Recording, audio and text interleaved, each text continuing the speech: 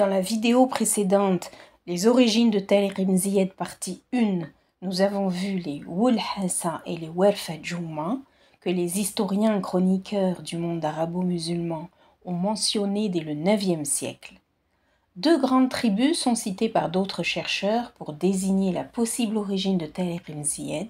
Il s'agit des Hawara et des Zenet. Hawara.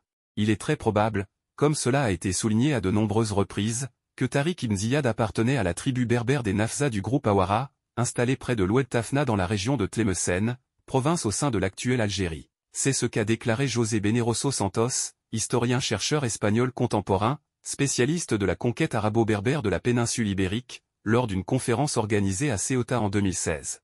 Es muy probable, tal como se ha señalado en muchas ocasiones, que Tariq ibn Ziyad perteneciese a la tribu bereber de los Nafza, del grupo de los Hawara, asentada, creemos que originariamente en Wadi Tafna, en la zona de Tilizán, provincia del centro de la actual Argelia. Alors que sait-on des Wara? Le vocable Wara évoque une forme de supériorité. Il signifie suzerain ou dominant. À partir de la Tripolitaine, en Libye, les Wara se sont dispersés au Maghreb. Ibn Khaldoun décrit les Wara dans la section sur les Zénètes, soulignant leur dispersion entre l'Ifriqiya, Tunisie actuelle, et le Maghreb central, Odna et Aurès en Algérie. Les Wara sont une des grandes branches des berbères zénètes, puissants dans les montagnes et les déserts, précise Ibn Khaldoun. العبر وديوان المبتدأ والخبر في أيام العرب والعجم والبربر. ابن خلدون. هوارة من أعظم فروع زناتة، وكانت لهم قوة في الجبال والصحاري. Al-Yaqoubi insiste sur l'expertise équestre des Hawara, leur supériorité dans le maniement des chevaux et des armes.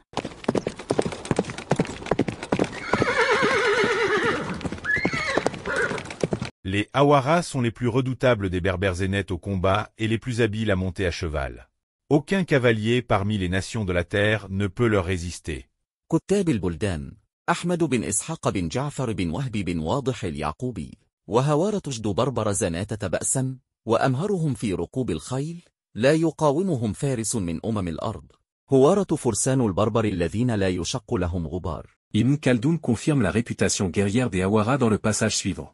Les Hawara étaient renommés pour leur charge de cavalerie qui brisait les rangs ennemis, et leur habileté à harceler l'adversaire dans les plaines du Maghreb central. Ibn Khaldoun décrit la tactique de choc des Hawara, des charges décisives avec des chevaux endurcis et leur théâtre d'opération au Maghreb central, en Algérie. العبر وديوان المبتدأ والخبر في أيام العرب والعجم والبربر. ابن خلدون. وكانت هوارة مشهورة بهجمات فرسانها التي تخرق الصفوف، وبكرهم السريع في بلاد المغرب الأوسط. L'historien chroniqueur andalou Ibn Hazm, auteur d'un ouvrage de référence en matière de généalogie dans le monde arabo-musulman, a mentionné des mariages entre chefs Hawara et Miknassa et l'apparition de noms hybrides comme par exemple Hawara el-Miknassi. Al-Bakri nous apprend qu'en allant vers la montagne de l'Aurès, on trouvait un grand nombre de places fortes appartenant aux Hawara et aux Miknassa. Ce que Gabriel Camp, professeur d'histoire et de géographie, né en Algérie, n'a pas manqué de rappeler, soulignant le métissage des Hawara avec d'autres groupes et l'évolution sous cette influence de leurs dialectes zénètes. جمهرة أنساب العرب. أبو محمد علي بن أحمد بن سعيد بن حزم. وتزوج رجال من هوارة في مكناسة، فولدت لهم أولادا سموهم الهواري المكناسي. La longue liste des toponymes en Algérie est un indicateur de l'étendue du territoire dans lequel les tribus Hawara se sont dispersées. Cette liste montre l'empreinte omniprésente des Hawara en Algérie. Des descendants de cette tribu résident toujours dans les Aurès, dans la région de Médéa et dans l'Oranie. Rappelons, par ailleurs, la popularité du prénom, Wari. Sayyid el-Hawari est un érudit musulman des XIVe et XVe siècles, devenu le saint patron de la ville d'Oran. Notons aussi que le défunt président algérien de son vrai nom, Mohamed Boukérouba avait choisi, durant la guerre de libération, tel un clin d'œil à l'histoire, le surnom Wari. Choisir de s'appeler ainsi, c'est choisir de rendre hommage à une résistance populaire ancestrale. Voilà ce que l'on peut dire des Hawara. Une autre tribu est souvent évoquée, celle des Zénètes. Azanata. Les Zénètes sont les plus redoutables des Berbères au combat et les mieux pourvus en moyens de cavalerie. Citation d'Ibn Khaldoun. ابن خلدون. لزناتة أشد البربر بأسا وأخذا بأسباب الفروسية. D'après Pierre Guichard, historien, archéologue, spécialiste d'Al-Andalus, les Zénètes ont constitué l'infanterie légère et la cavalerie rapide des armées omeyyades. Al-Bakri nous explique que les Zénètes avaient pour capitale Tlemcen.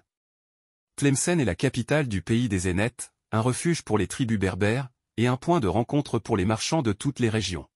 كتاب المسالك والممالك أبو عبيد البكري تلمسان قاعدة بلاد الزناتة وموئل للقبائل البربر وملتقى للتجار من كل الأقاليم. La variété des accents et des dialectes maintenus jusqu'à aujourd'hui dans les environs immédiats de Tlemcen confirme le rôle historique de refuge pour les diverses tribus et le rôle de capitale des Zénètes. À Beni Senous, on parle encore berbère tandis qu'à Tlemcen, Messirda, Sebdou et Razawet les prononciations de certains mots arabes diffèrent. Le patrimoine linguistique riche de la région témoigne donc de la diversité des origines et était les écrits des historiens. Les noms de lieux révèlent les traces des peuples qui les ont nommés. La toponymie qui est l'étude des noms de lieux est un outil transdisciplinaire qui permet de mieux comprendre l'histoire, les migrations humaines, les évolutions linguistiques. La toponymie nous renseigne sur l'importance des Zénètes. Elle prouve, si besoin était, l'ancrage profond des Zénètes en Algérie. Je vous propose un survol rapide de quelques régions d'Algérie où l'on retrouve le toponyme Zénète. Zenata, Zenati. Le nom Zenata est une arabisation du mot berbère Izenaten. Si vous souhaitez lire tranquillement en détail quelques informations affichées sur les tableaux, appuyez sur pause et prenez votre temps. À Guelma, Mila, Batna et Sétif on trouve des petits villages et des cours d'eau aux noms évocateurs. Dans la wilaya de Bordj Bouharirij, Fedj Zenata est un site clé pour l'histoire des Zénètes en Algérie. Ce col montagneux dans l'Atlas télien, à une altitude de 1240 mètres était un passage stratégique entre les plaines du Hodna et la Kabylie. Plus au sud, à Ouargla, l'héritage zénète est particulièrement manifeste à travers les vestiges de la ville médiévale de Sédrata. Une cité, centre culturel et religieux important, qui a prospéré jusqu'au Xe siècle. Les fouilles archéologiques y ont révélé des décors élaborés, témoins de l'art et de l'architecture de l'époque. Un cours d'eau, Oued Zenata, ou Oued Zenati, traverse deux wilayas, la wilaya de Médéa et la wilaya de Aïn Defla. Sidi Zenati à Aïn Defla est un village dont le nom est celui d'un marabout du XVIIIe siècle, issu de la tribu des Zenata. Ce village a été, durant la colonisation française, la cible du tristement célèbre maréchal Bugeaud. À Tiaret, on trouve un autre cours d'eau qui porte le même nom, l'Oued des Zenata, qui délimitait une ancienne frontière tribale. Dans la wilaya de Mascara, un village se nomme Zenata ibn Messaoud. Tirénif, localisé près de l'actuelle Mascara, est désigné par le géographe Al-Bakri comme territoire zénète. À Oran, on trouve également Zenata, actuelle commune de Bir el-Jihir, mentionnée dans des rapports coloniaux comme Zenata Beni Hamer, et l'Oued Zenata, petit cours d'eau mentionné sur des cartes anciennes entre Oran et Aïn el-Turk. Dans la wilaya de Tlemcen, 4 noms de lieux de cours d'eau, villages et hameaux, Ouled Zenati, Zenata, Oued Aïn Zenat, Oued Zenati, rappellent l'importance des Zénètes dans la région. La forteresse Zenata est décrite par Al-Idrissi comme un poste des Banu Ifren sur les monts Traras, stratégique pour surveiller la Méditerranée. La Grande Confédération berbère a donné son nom au territoire au nord de Tlemcen que l'on appelle aujourd'hui encore Zenata et où est implanté l'aéroport international Messali Hadj. Bref, vous l'avez compris, les noms de lieux, à travers le territoire algérien, en rapport avec cette confédération berbère sont nombreux. Alors, Tariq ibn Ziyad descend-il des Warfat Jouma? Est-il l'ancêtre de Bouhamidi el-Oulassi ou de Sidi Zenati? Est-il un ancêtre de Sidi el-Ouari? Ou bien un aïeul zénète de Yarmorasen, roi fondateur de la dynastie des Abdelouadizianides? Les variations constatées dans les divers documents historiques à disposition témoignent de la complexité des liens tribaux de l'époque. Que Tariq ibn Ziyad soit donc Nafzi de la tribu des Oulassa ou bien de celle des Warfat Jouma, ou encore des Wara ou Zénètes, les origines et l'appartenance de Tariq ibn Ziyad au Maghreb central, c'est-à-dire à l'Algérie, ne font guère de doute. C'est ce qui ressort du croisement des données puisées dans les différentes sources historiques de référence. Tant celles des historiens que celles des géographes. Les Nefzawa descendent de Nefzaou. Fils de Wassil, fils de Madris. Les Oulassa descendent de Louaha. Fils de Madris. Les Warfat Jouma sont une branche des Ouara. Eux-mêmes descendants de Madris. Les Zénètes descendent de Zanati. Fils de Madris. Toutes ces tribus, Nefzawa, Oulassa, Warfat Jouma, Ouara, Zénètes, sont considérées par Ibn Khaldoun comme des descendants de Madris, ancêtres mythiques des Berbères, enterrés selon une tradition orale, dans un mausolée près de Batna, en Algérie.